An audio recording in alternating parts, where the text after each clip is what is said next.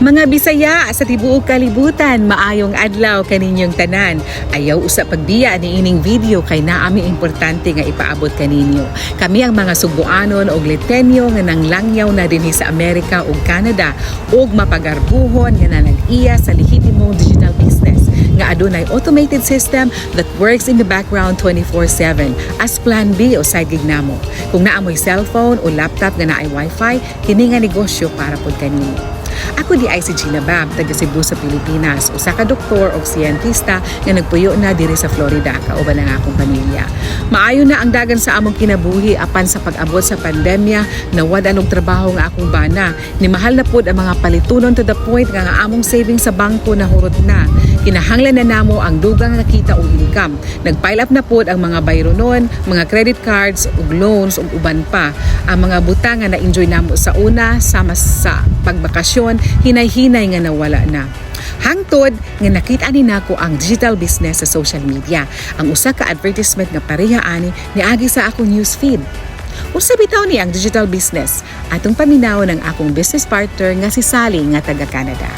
Kala ako si Rosalie McKinley nga taga Baybay City, Leyte, Philippines. Ug karon usa na ka healthcare worker dinhi sa Edmonton, Alberta, Canada. Kini ang negosyo nga magamit sa social media aron madugangan ang kita para sa pamilya.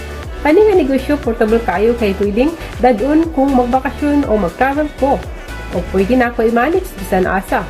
Wala ibaligya, dili magsamok-samok sa pamilya o sa mga higala.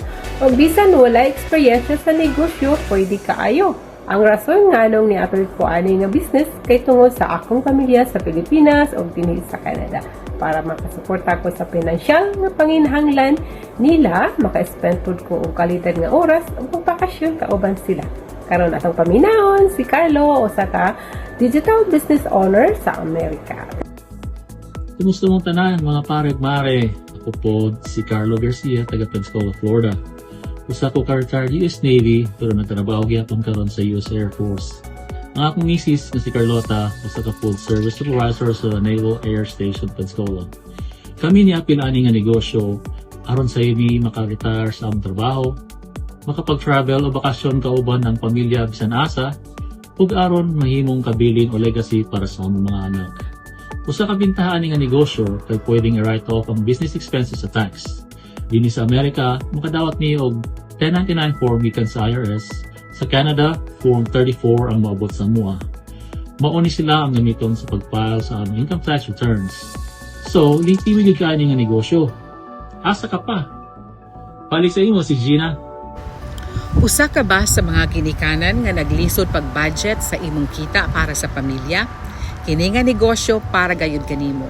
Kung interesado ka, pagmensahe lang sa amua ug i-appeal namo ang imong ngalan ug email address sa among libre nga webinar aron ikaw pod makasulay sa tinuod nga time ug financial nga freedom. Kung wala kay experience sa negosyo, ayaw ka balaka kay kaming tulo uban ang among komunidad andam nga mutabang kanimo. Aron pareho namo magmalambuon pod ang imong pamilya. So, unsa pag ipaabot nimo? Apil na. Tara na. Daghang salamat.